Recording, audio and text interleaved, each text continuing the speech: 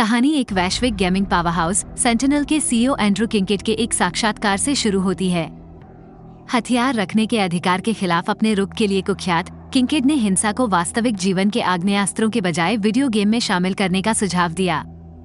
Sentinel के शीर्ष सुरक्षा अधिकारी ऑर्सन क्रीड अपनी पत्नी एबी के साथ साक्षात्कार देखते हैं। साक्षात्कारकर्ता सैन्य अनुबंधों में सेंटिनल को शामिल करने के लिए ऑर्सन के प्रयास के बारे में विस्तार से बताता है। एबी तात्कालिकता को महसूस करते हुए ऑर्सन से उनके जाने की तैयारी करने का आग्रह करता है, लेकिन वो साक्षात्कार पर केंद्रित रहता है।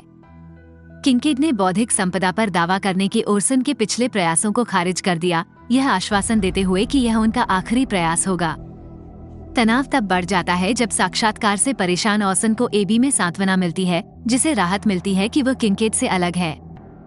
जोड़े की योजनाएं अचानक रुक जाती हैं क्योंकि हथियारबंद लोग उनके घर पर आक्रमण करते हैं और एबी का अपहरण कर लेते हैं।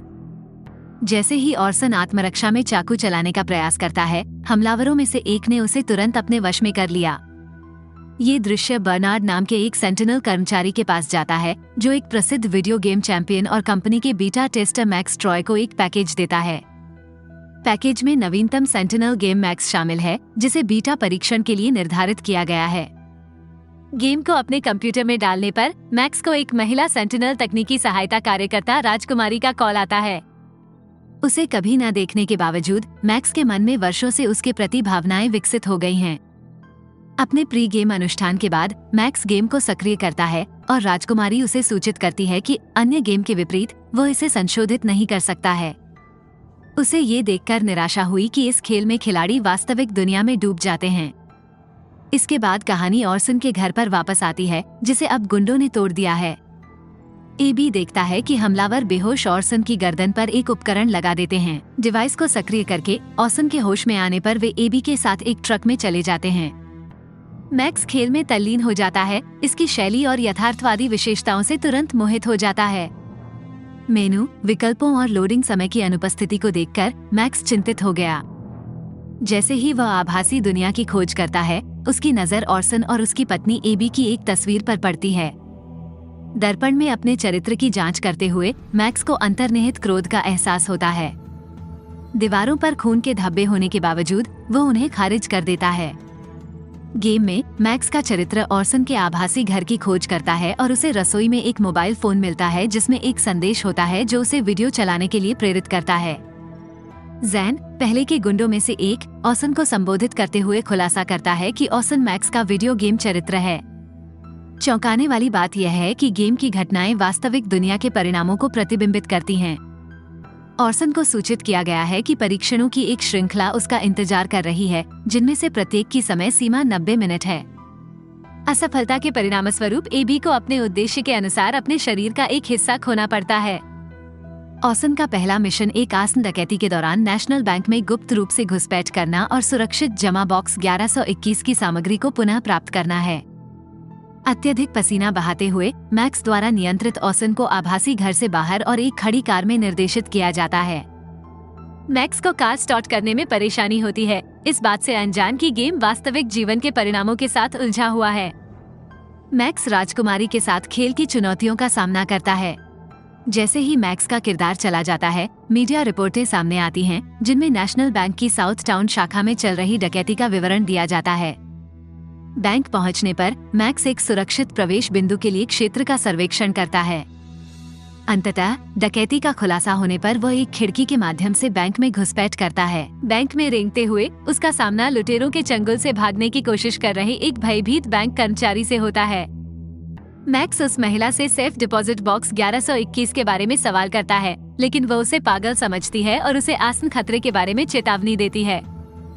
बेफिक्र होकर ऑर्सन आगे बढ़ने पर जोर देता है और महिला अनिच्छा से उसे अपनी मेज पर ले जाती है। ऑर्सन दराज से चाबियां सुरक्षित करता है और लॉकर रूम की ओर जाता है। जैसे ही वो बॉक्स के पास पहुंचता है, मैक्स थोड़ी देर के लिए सिग्नल खो देता है, जबकि ऑर्सन होश में आ जाता है और अपनी गर्दन पर लगे उपकरण को हटाने का प्रयास करता है। हालांकि मैक्स ने तेजी से नियंत्रण हासिल कर लिया, जिससे ऑर्सन को जमा बॉक्स खोलने की अनुमति मिल गई। अंदर उन्हें एक बंदूक और एक नोट मिला, जिसमें लुटेरों को खत्म करने और पैसे लेने का निर्देश दिया गया था।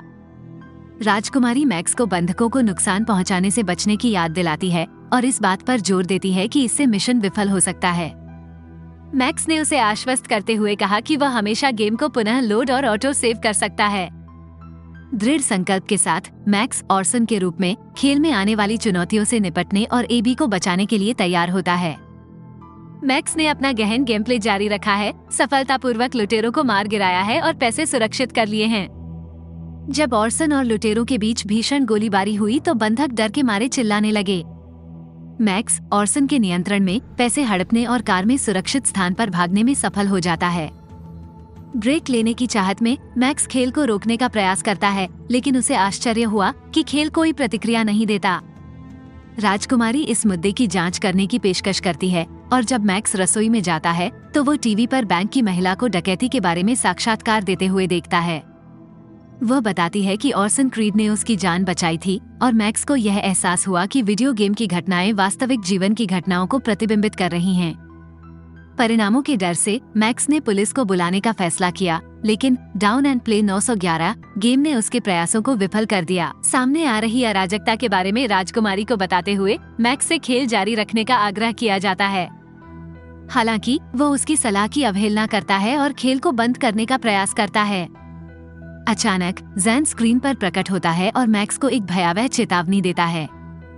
उसे बताया गया है कि खेल को रोकने या अधिकारियों को शामिल करने के किसी भी प्रयास के परिणामस्वरूप राजकुमारी की मौत हो जाएगी और मैक्स को बैंक डकैती के लिए दोषी ठहराया जाएगा। दांव मैक्स की कल्पना से कहीं अधिक ऊंचे हैं, जिससे उसे इस खतरनाक और अप्रत्याशित खेल में आगे बढ़ना जारी रखना पड़ा। मैक्स को पता चलता है कि खेल में अर्जित धन उसके वास्तविक बैंक खाते में जमा कर दिया गया है और जैन के गुर्गों ने उसकी संपत्ति को घेर लिया है। स्थिति की गंभीरता को समझते हुए मैक्स के पास कोई विकल्प नहीं बचा। वो अनिच्छा से खतरनाक गेम खेलना जारी रखता है।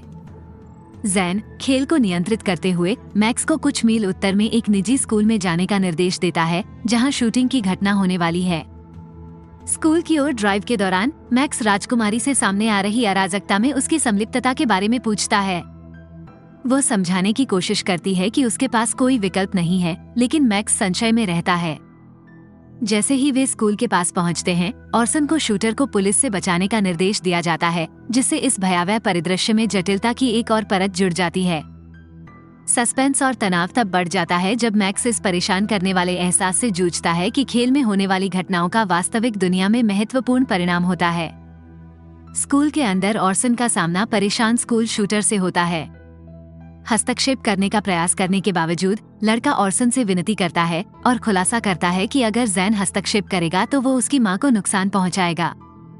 ऑर्सन अनिच्छा से शूटर को भागने की अनुमति देता है और खुद को स्कूल सुरक्षा के हमले का शिकार पाता है। कौशल और दक्षता के साथ ऑर्सन सुरक्षा कर्मियों को मार गिराता है, लेकिन जब वह अपने कार्यों के दुखद परिणामों को देखता है तो वह भावनात्मक रूप से हिल जाता है, लड़के को और अधिक निर्दोष बच्चों को नुकसान पहुंचाते हुए देखता है। इस बीच स्कूल शूटर की सहायता करने की नैतिक दुविधा से अभिभूत मैक्स जैन की कॉल को अचानक समाप्त कर देता है और मामले को अपने हाथों में ले लेता है। वह राजकुमारी के विरोध को धता बताते हुए अपना खुद का फोन नंबर डायल करता है और अंत में ऑर्सन के साथ संवाद करता है और परस्पर जुड़े खेल और वास्तविकता के परेशान करने वाले विवरण साझा करता है। इसके बाद कहानी किंकेट के अपार्टमेंट में स्थानांतरित हो जाती है, जहां एबी को बंधक बना लिया जाता है।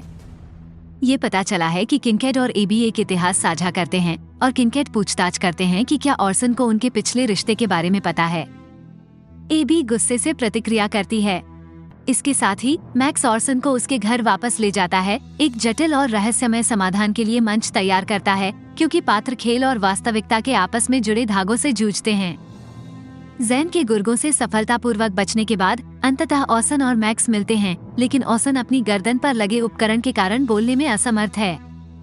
मैक्स ने राजकुमारी से ऑर्सन की भाषण आवृत्ति को अनब्लॉक करने का आग्रह किया और ऐसा न करने पर संबंध तोड़ने की धमकी दी।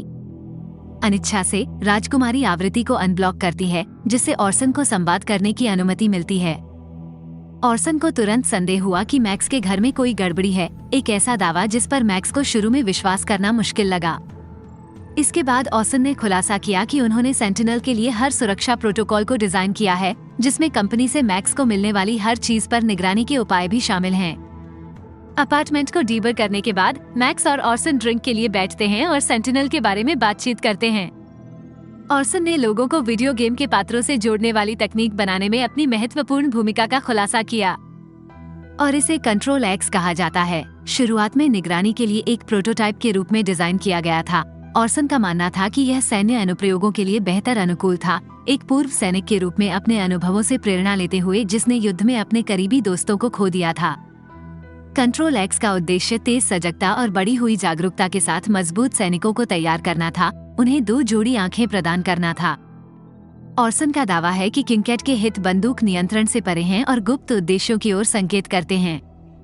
उनकी बातचीत के दौरान मैक्स ने ऑर्सन की गर्दन पर एक चिप देखी। जब रिमोट कंट्रोल को उसके पास लाया गया तो तेज बीप की आवाज आ रही थी।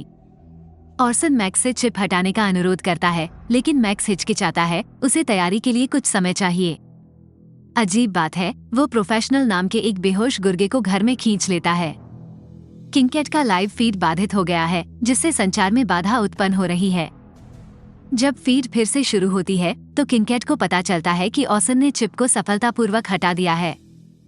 कोई अन्य विकल्प न रह जाने पर किंकेट ने खुद को मैक्स के सामने प्रकट कर दिया और बात न मानने पर राजकुमारी को जान से मारने की धमकी देता है।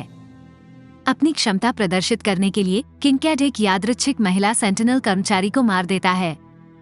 कोई विकल्प न होने पर मैक्स अनिच्छा से गेम फिर से खेलने के लिए सहमत हो जाता है। खेल के माध्यम से एबी मैक्स को अगला कार्य देता है। ऑर्सन को नीडल की पहली मंजिल पर जाना होगा, जहां काले एंजेलो रात्रिभोज कर रहे हैं। ऑर्सन को एंजेलो को मारने का काम सौंपा गया है। एक आश्चर्यजनक मोड़ में ऑर्सन ने खुलासा किया कि किंकेट को बताए बिना उसने प्रोफेशनल के गले में सेंटिनल चिप डाल दी है। इसके अलावा ऑर्सन ने किंकेट के असली इरादों का पता लगा लिया है। उन्होंने खुलासा किया कि एंजेलो के पास दुनिया की सबसे बड़ी सर्वर फाइल का 51% हिस्सा है, जबकि किंकेट के पास केवल 40% है। एंजेलो के रास्ते से हटने पर किंकेट एंजेलो के सभी शेयर जब्त कर सकता था और दुनिया पर नियंत्रण हासिल कर सकता था। किंकेट की बुरी योजनाओं के बारे में जानने के बाद मैक्स प्रोफेशनल को नीडल की ओर ले जाता है, जबकि ऑर्सन किंकेट का सामना करने और अपनी पत्नी को बचाने के लिए जाता है। नीडल के रास्ते में मैक्स को एक कॉल आती है राजकुमारी से, जो बताती है कि वह अब सुरक्षित है और उसकी मदद करने की पेशकश करती है। मैक्स प्रसिद्ध गगनचुंबी इमारत के पास एंजेलो के काफिले को रोकता है और एंजेलो को मार देता है। हालांकि किंकेट को संदेह हो जाता है जब एंजेलो मारे जाने से पहले ऑर्सन को नहीं पहचानता है। ऑर्सन किंकेट के कार्यालय के बाहर आता है और जैन और उसके गुर्गे उसे रोकने की कोशिश करते हैं। हालांकि ऑर्सन आसानी से गुंडों को मार गिराता है और किंकेट के कार्यालय की ओर जाता है। वहां किंकेट ने एबी को गोली मारने की धमकी दी और ऑर्सन को खुद को आत्मसमर्पण करने के लिए मजबूर होना पड़ा। इसके अलावा जैन के दूसरे गुर्गे, जिसका नाम द सर्जन है, ने मैक्स को उसके अपार्टमेंट में अपने वश में कर लिया है। ऑर्सन ने किंकेट से पूछा कि उसने एक स्कूल में गोलीबारी क्यों की और बाद में पता चला कि बच्चे युद्ध के हताहत हैं, जिसका उद्देश्य सरकार पर बंदूक नियंत्रण बिल पारित करने के लिए दबाव डालना था। किंकेट द्वारा प्रस्तावित बंदूक नियंत्रण विधेयक का उद्देश्य बंदूकों को खेलों तक सीमित करना है। किंकेट का तर्क है कि कभी कभी चीजों को बेहतर बनाने के लिए आपको उन्हें बदतर बनाने से शुरुआत करनी होगी। ऑर्सन ने विरोध करते हुए कहा कि किंकेट को लोगों को नियंत्रित करने का कोई अधिकार नहीं है, भले ही वे गलतियां करें। जैसे ही ऑर्सन किंकेट के साथ गर्मागर्म बहस में उलझता है, मैक्स सर्जन की नाक के नीचे प्रोफेशनल को गुप्त रूप से अपने घर ले जाता है। इससे पहले कि गुंडे को इसका एहसास हो, प्रोफेशनल प्रकट होता है और उसे सेंटिनल मुख्यालय में ले जाता है। इस बीच ऑर्सन किंकेट से मुकाबला करता है और एबी किंकेट के बचे हुए गुंडे को खत्म करने में सफल हो जाता है। अंतिम मुकाबले में मैक्स ठीक समय पर मुख्यालय पहुंचता है। जब तक मैक्स हस्तक्षेप नहीं करता, तब तक किंकेट ने ऑर्सन को लगभग मार ही डाला, जिससे किंकेट की गोली मारकर हत्या कर दी गई। मैक्स, जो अब सेंटिनल का सीईओ है, कंपनी को मानवता पर केंद्रित उसकी जड़ों की ओर वापस लौटाने का वादा करता है।